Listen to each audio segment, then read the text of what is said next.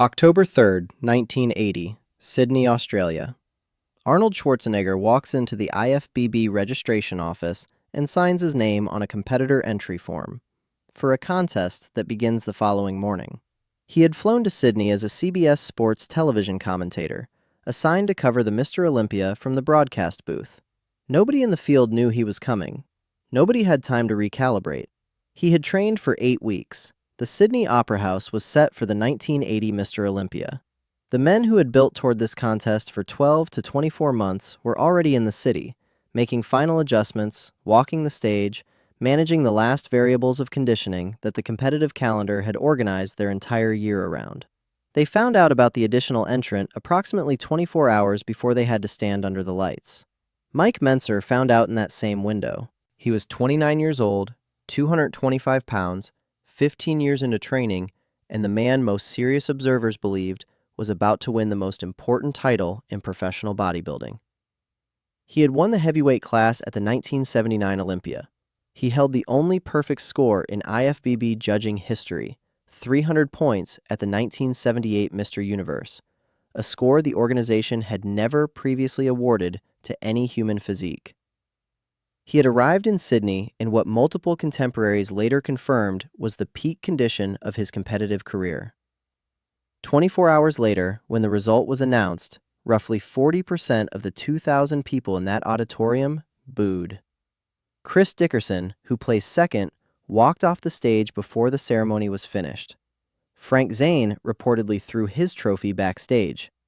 Mike Mentzer finished fifth with 280 points and never competed professionally again. This is the story of how that happened.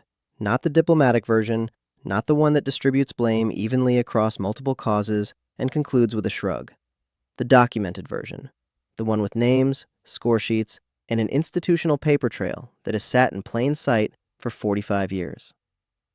Arnold Schwarzenegger entered the 1980 Mr. Olympia, undertrained and unannounced, was handed the title through a judging apparatus that the evidence shows was predisposed in his favor, inside a commercial structure built around his continued relevance, organized by his close friend.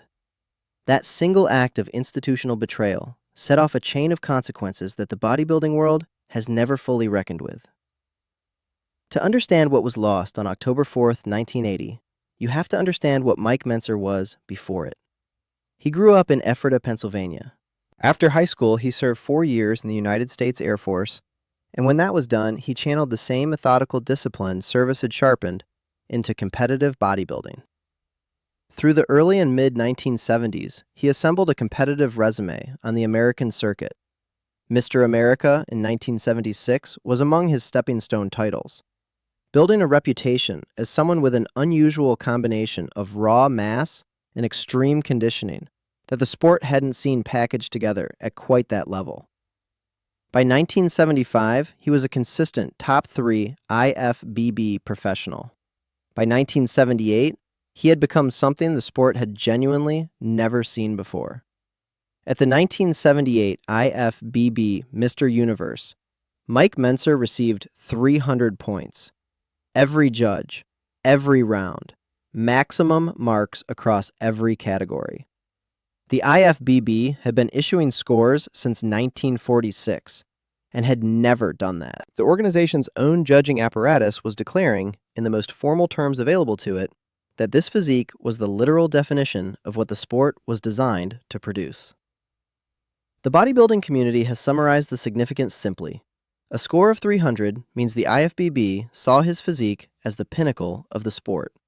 A perfect specimen. Every point on the table awarded cleanly, without controversy, without asterisks.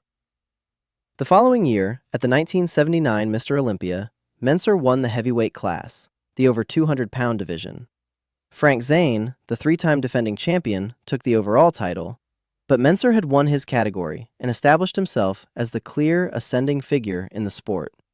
He was heading into 1980 with a perfect score on his resume, a class title from the prior year's Olympia, and what looked like the most direct route to the overall crown that any competitor had assembled in years. He was peaking, he was prepared, and the sport's own institutional apparatus had twice told him, in formal scored language, that what he had built was extraordinary. Then, Arnold Schwarzenegger picked up a pen. Arnold had been retired from competitive bodybuilding since 1975, 5 years out. His 6 Olympia victories, the 7th is what we're discussing, had established him as the sport's defining figure of the early 1970s. But the field that had formed around his absence was deeper, more conditioned, and more technically precise than the one he had dominated. He wasn't a ghost. He was a former champion building a Hollywood career with real momentum. He was in Sydney in October 1980 as a television personality, not a competitor. What changed the situation was the organizational structure of the event. The 1980 Mr. Olympia was hosted by Paul Graham, described in contemporary accounts as Arnold's close friend, who had paid the Weider organization for the rights to hold the event in Sydney. Under the rules then in effect, contest organizers had meaningful influence over the selection of judges. Graham organized the contest. Graham was Arnold's friend. Whoever selected the judges did so under that arrangement. 6 weeks later, the IFBB would change that rule specifically. Arnold announced his competitive entry on October 3rd. The contest was October 4th. His stated preparation window was 8 weeks, trained concurrently with early preparation for his role in Conan the Barbarian, the film that would shoot in 1981. He acknowledged the compressed timeline himself in an interview, and the framing he chose reveals something about how he understood the competitive situation. I think it would be a kind of an interesting challenge to do something in 8 weeks that most of the guys do, preparing a year or 2 years in advance. He didn't frame it as a disadvantage. He framed it as an experiment, a personal test. That framing is important because it confirms he understood the gap between his preparation and every other competitor's, and entered anyway. Samir Bannout, a professional who would win the Olympia himself in 1983, saw Arnold training at the gym approximately a month before the contest. From the training intensity he observed, Bannout recognized Arnold was preparing to compete. Arnold didn't confirm it. That silence denied every other competitor the information they needed to understand the field they were entering. Nobody could adjust their strategy around an opponent they didn't know existed. The general consensus among competitors and observers in Sydney was that Arnold arrived at roughly 80 to 90% of his career peak. His legs were notably diminished compared to his prime years. His overall conditioning was questioned by competitors around him and journalists covering the event. Contemporary accounts described him, in the direct language of the sport, as very small for Arnold, the size in his lower body absent, the detail and separation that define the field's top competitors not refined to the same level. He placed 3rd at prejudging. He said so himself. In a quote that bodybuilding historians have cited for years, Arnold described the judging sequence directly. I remember 1980 at the Mr. Olympia. I came 3rd in the prejudging because I still had too much fluid, and the judges came to me. 3rd in the objective technical assessment. Then the judges came to him. Then he won overall. That gap between where the technical evidence placed him and where the result placed him is the center of this story. The question of who actually deserved to win that night has generated more sustained debate than any other moment in the sport's history. Walk through the specific bodies against the specific scores. Arnold Schwarzenegger finished with 300 points. Chris Dickerson was 2nd at 292. Frank Zane was 3rd at 291. Boyer Coe placed 4th. Mike Mentzer placed 5th at 280. The entire field from 1st through 5th was separated by 20 points. 2nd and 3rd place were separated by 1 point. The competitive cluster at the top of the 1980 Olympia was extraordinarily tight, except for the gap at the very bottom of that cluster, where Mentzer sat 20 points below a man who had arrived as a television commentator 48 hours earlier. Frank Zane came into Sydney as the 3-time defending Olympia champion, titles in 1977, 1978, and 1979. His physique had defined an era in the sport.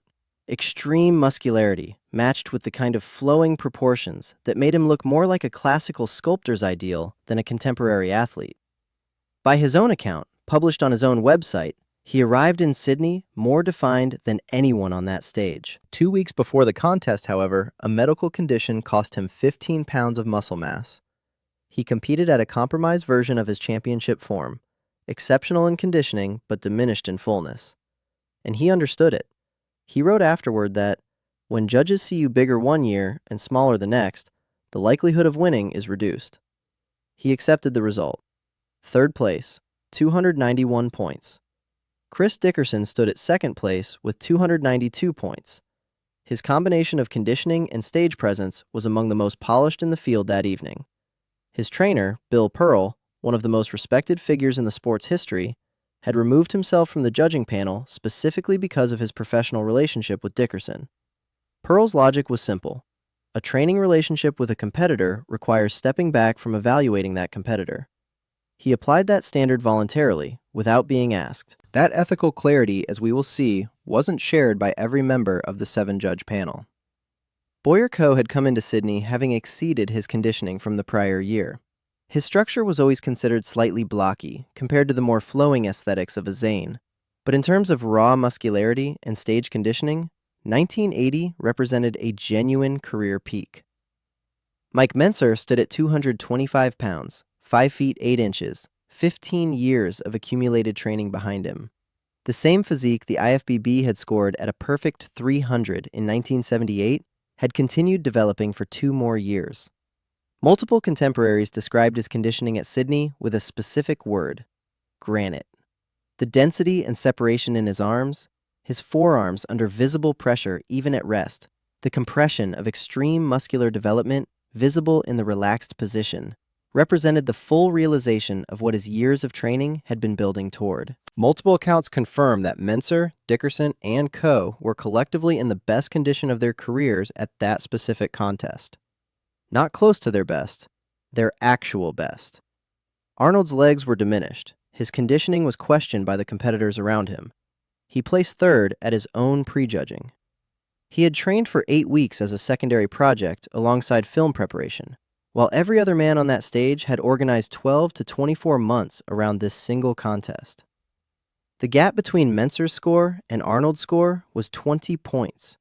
In a competition where second and third were separated by 1 point, where the entire legitimate field was clustered within a handful of points of each other, Mike Mentzer sat 20 points below a man who had been retired for 5 years and prepared for 8 weeks. That gap isn't explained by physique. It requires a different explanation. The score sheets provide one. 7 judges sat at the 1980 Mr. Olympia: Albert Busek from Germany, Brendan Ryan from Australia, Mike Walczak from the United States, Mitz Kawashima from the United States, Reg Park from South Africa, Jacques Blomart from Belgium, and Dan Howard from the United States. 2 of the originally scheduled judges, Paul Chua and Richard Hughes, failed to appear on the day of the contest and were replaced at the last minute by Mike Walczak and Brendan Ryan. Who made that substitution decision and on what basis isn't fully documented in the available record. What is documented is who one of those replacements was. Brendan Ryan had been suspended from national-level judging in Australia shortly before the Olympia. A judge suspended from his own country's competitions arrived as a last-minute substitute at the world's most important bodybuilding contest. Academic historian John Fair later accessed the actual score sheets and published a detailed breakdown of individual judge scores in a peer-reviewed publication. His analysis established that 4 of the 7 judges, Busek, Ryan, Kawashima, and Park, placed Arnold first in every round, including bonus points. 2 of those 4, Busek and Ryan, gave him a perfect score in all 3 rounds. 5 of the 7 judges awarded Arnold a perfect 20 in the relaxed round. 5 gave him first place in the final pose down. That is how a man who placed third at his own prejudging received a 300-point overall total. The scoring breakdown tells a more specific story. 2 judges, Blomart and Howard, gave Chris Dickerson perfect scores throughout. Those same 3 non-Arnold-aligned judges scored Mentzer higher than Arnold. The 4 Arnold-aligned judges scored Mentzer 19 total points lower than Arnold. The difference between Mentzer's final score and Arnold's final score was 20 points. The entire 20-point gap is attributable and locatable. It doesn't exist across the whole panel. It exists precisely on 4 judges' score sheets, from 4 judges with documented personal relationships with the competitor they scored so generously. Fair, writing as a historian with a professional obligation to calibrated language, stopped short of calling the contest rigged. His conclusion was that Arnold was given the most favorable conditions to win. In academic writing, that sentence is doing a great deal of work. It means the conditions weren't neutral. Someone arranged the favorable conditions. Those arrangements produced the result. Bill Pearl had voluntarily recused himself because he trained Chris Dickerson. That standard, professional relationship with a competitor requires stepping back, was known and applied. Not one of the 4 judges with documented personal ties to Arnold observed it. CBS Sports had placed a full film crew at Sydney to produce broadcast coverage of the event. When that crew returned to the United States, CBS refused to produce the recordings. The network's stated position? They viewed the competition as rigged in Arnold's favor. They showed the footage to Chris Dickerson, specifically to document the extent of the judicial bias. This wasn't a fan complaint surfacing years later. This was a major American television network in 1980 refusing to broadcast content it had already produced because it concluded the outcome was fraudulent. CBS walked away from its own material rather than put the result on air. 40% of the 2,000 people in the auditorium booed when the announcement was made. Multiple competitors left the stage before the ceremony concluded. Frank Zane's trophy reportedly didn't make it out of the backstage area intact. Mentzer told anyone who would listen that the scoring was corrupt, that politics and conspiracy had cost him the title. In a sport where athletes were expected to receive results with public stoicism, Mentzer said it out loud, and repeatedly, because he had stood on that stage, seen what the other bodies looked like, and watched his score come back with a number that bore no relationship to what he had built. 6 weeks after Sydney, the IFBB convened its annual Congress in Manila. The organization changed its judging rules. Independent judging directors would henceforth be appointed specifically to prevent contest organizers from selecting judges. That rule addresses one very specific structural vulnerability. The vulnerability that existed when the organizer was Arnold's close friend, Paul Graham, operating under rules that gave him influence over who sat at the scoring table. Institutions don't implement targeted rule changes in response to problems that didn't exist. The IFBB's own rule revision is the clearest institutional acknowledgement that the 1980 Sydney arrangement was compromised. The mechanism of the 1980 result points to a structure Joe Weider spent 30 years building. Without understanding that structure, Sydney looks like a bad day for judging. With it, it looks like the logical output of a system organized to produce exactly this kind of result. Joseph Weider and his brother Ben co-founded the International Federation of Bodybuilders in 1946. They didn't just start an organization. They built the entire operating ecosystem of professional bodybuilding and placed themselves at the center of every revenue stream it generated. Weider published Muscle and Fitness, Flex, Men's Fitness, and Shape, the dominant media apparatus of the sport, the publications that defined whose physique mattered and whose faded from view. He manufactured the supplements the athletes consumed. He sponsored the competitions that defined the sport's competitive calendar. He determined which athletes received promotional exposure and which didn't. One historical source from the period described the arrangement without softening it. Weider sponsored all the main competitions, published the major magazines, sold training equipment and food supplements, and had the major bodybuilders under contract. Every revenue stream ran through the same organization. The IFBB didn't function as an independent regulatory body separate from Weider's commercial interests. It was structurally entangled with them. One source on the period stated the practical relationship plainly. The only way a bodybuilder could win IFBB contests was if he was under contract. Whether that describes a formal requirement or the commercial reality of who the organization promoted, the effect was the same.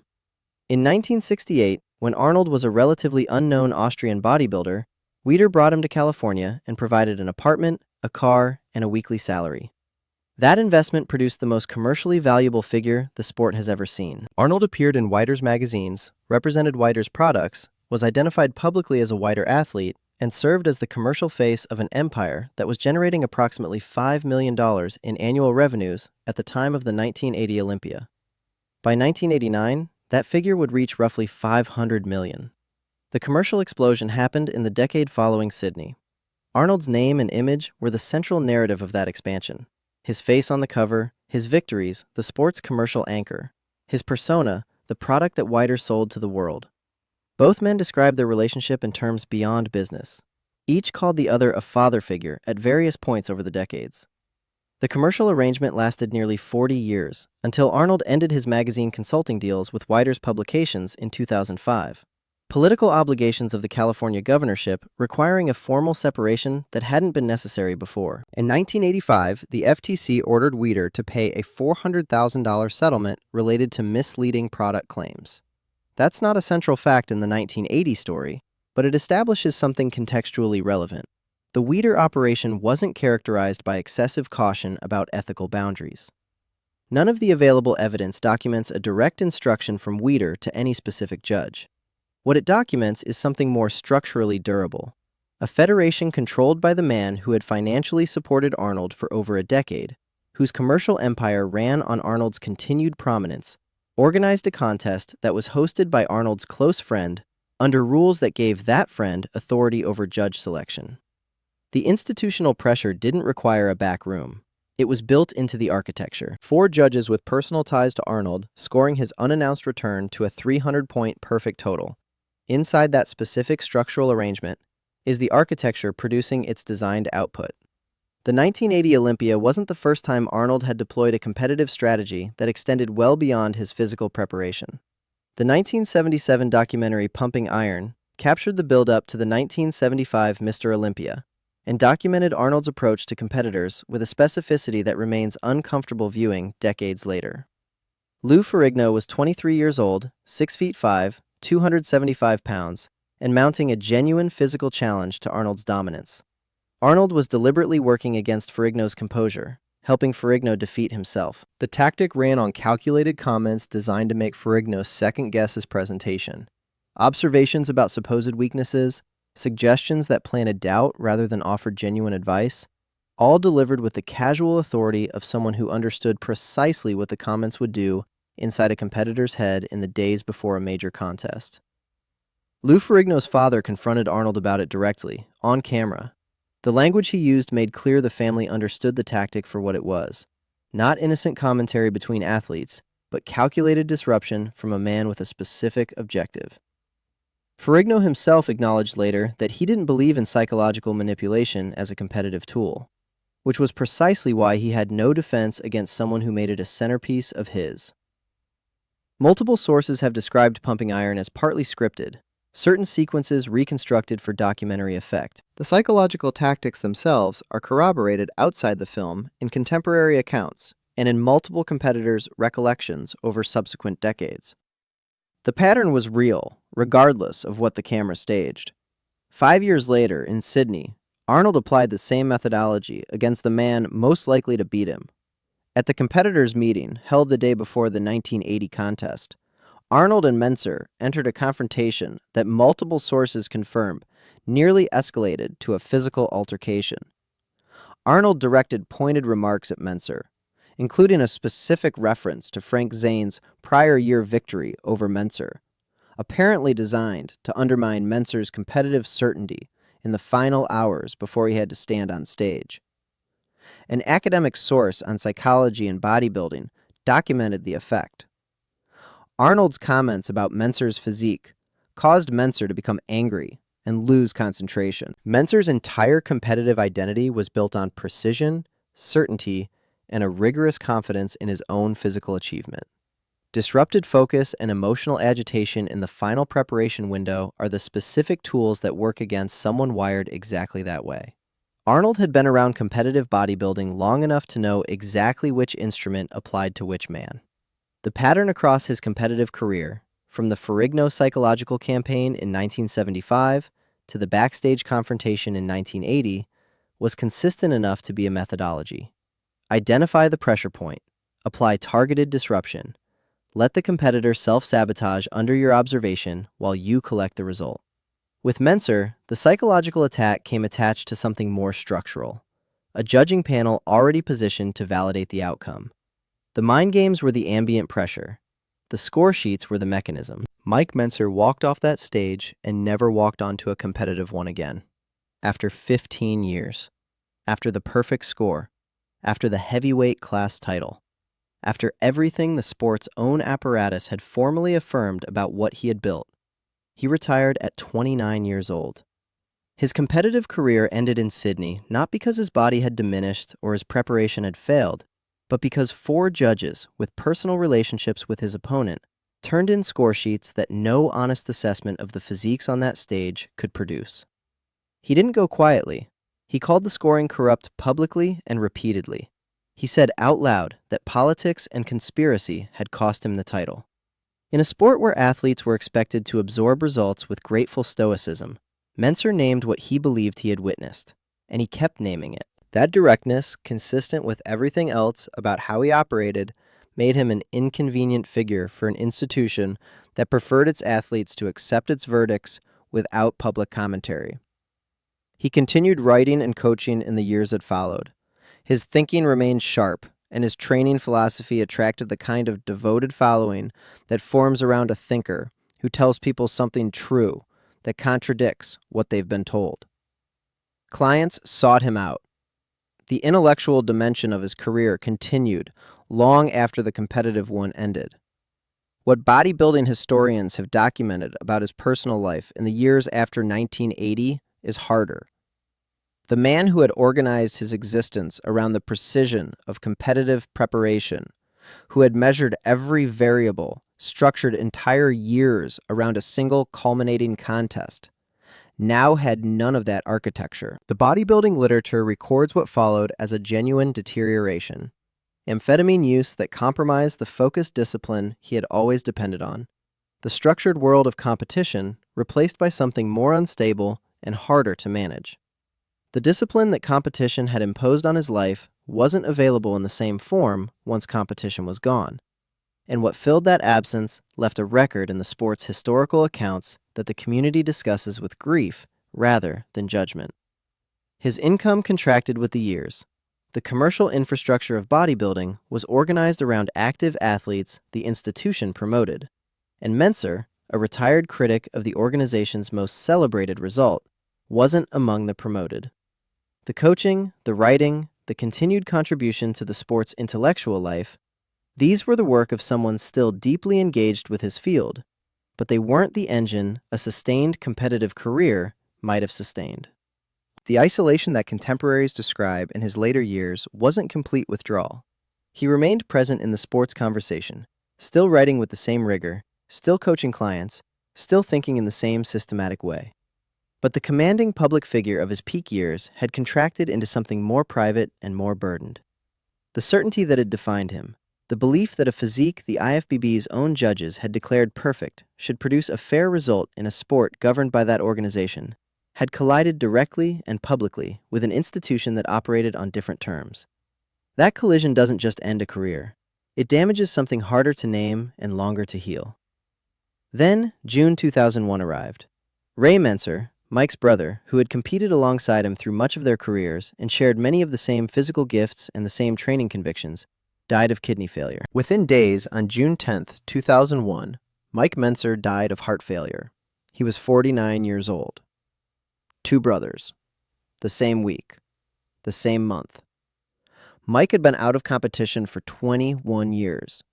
He died having never received any formal acknowledgement from the institution that denied him the title he had spent his life building toward. Peter McGough, for decades the most respected voice in bodybuilding journalism, wrote the tribute that the moment required. The sport mourned with a specific grief reserved for someone the industry had failed while he was alive. The IFBB has never formally acknowledged what happened in Sydney. No ceremony, no statement, no revision to the record. The organization that changed its own judging rules in Manila 6 weeks after the contest has never connected those rule changes to Mike Mentzer by name. That silence is its own document. What the institution wouldn't do, the bodybuilding community has done for itself. On the 45th anniversary of the 1980 contest, the online discussion was as active and unresolved as it had been a decade prior. Mentzer appears in academic papers on bodybuilding history and sports psychology.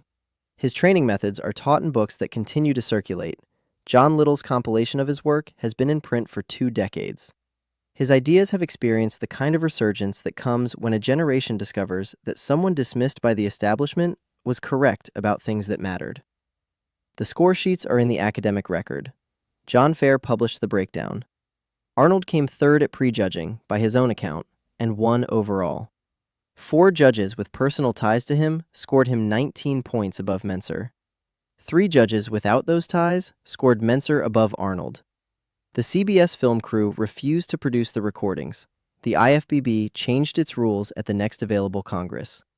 Paul Graham organized the contest. Joe Weider built the structure. Arnold signed the entry form the day before. None of that is contested. None of it has been retracted or revised.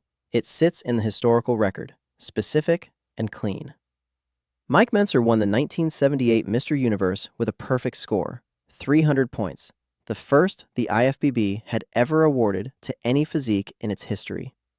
He won his class at the 1979 Olympia. He arrived in Sydney in the best condition of his career, and the people who stood on that stage with him knew it. He finished 5th. He retired at 29. He was 49 when he died, and his brother died the same week. What the bodybuilding community has done across 45 years of sustained discussion is what the institution refused to. Looked at the evidence, compared what the stage showed to what the score sheets said, and arrived at the verdict those score sheets themselves point toward. No formal reckoning came from the IFBB. No posthumous ceremony, no asterisk, no acknowledgement that 4 judges with documented personal relationships with one competitor produced a result that 3 other judges on the same panel, scoring the same physiques, didn't. The reckoning happened anyway. Not in a federation conference room, in 45 years of sustained refusal by people who love this sport to accept the official story as the true one. He was wronged inside a system designed to produce exactly the result it produced. He paid for that with the rest of his life. But the sport's memory of what he actually was, what that 300-point score represented, what 15 years of that particular discipline looks like when it reaches its full expression, what was on that Sydney stage in October 1980, that memory has proven more durable than the result the judges wrote down. The number in the record says 5th place. What the people who were there and who have spent decades studying what happened say is something else entirely. Subscribe for more stories like this.